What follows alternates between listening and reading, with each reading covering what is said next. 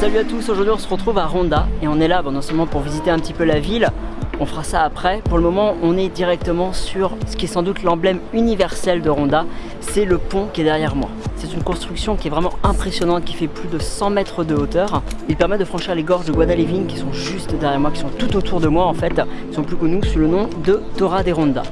Ce pont nous ramène vraiment à l'époque médiévale, dès sa première construction, qui d'ailleurs n'a pas fait long feu parce que ça s'est vite écroulé. À peine terminé, il s'est effondré.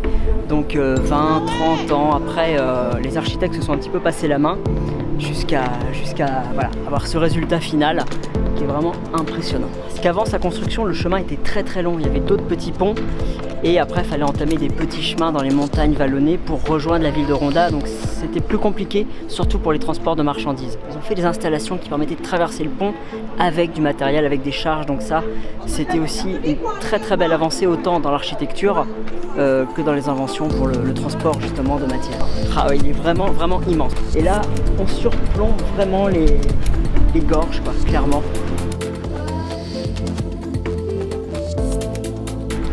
J'essaie de me balader un petit peu, on a pas mal d'accès qui sont vraiment sympas, donc on va aller voir ça.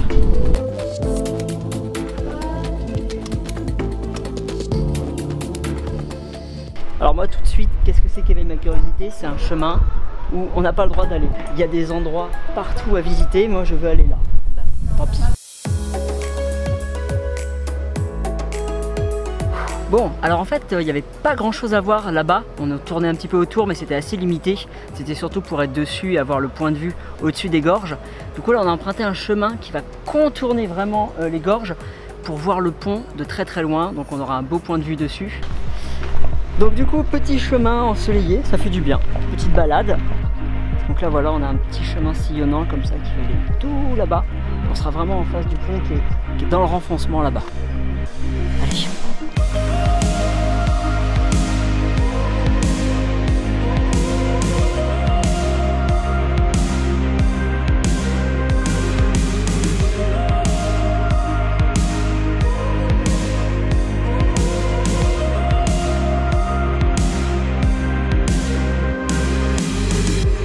Là par contre le temps presse parce qu'on a un bus à reprendre pour le retour, on a 3 heures de bus, donc ce serait vraiment dommage de le louper.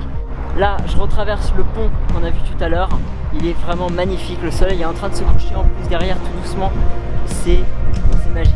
J'espère vraiment que ça vous a plu, n'hésitez pas comme d'habitude à interagir en commentaire, on se retrouve très bientôt dans une nouvelle vidéo. C'était vraiment un petit vlog je sais, mais j'espère vraiment que ça vous a plu.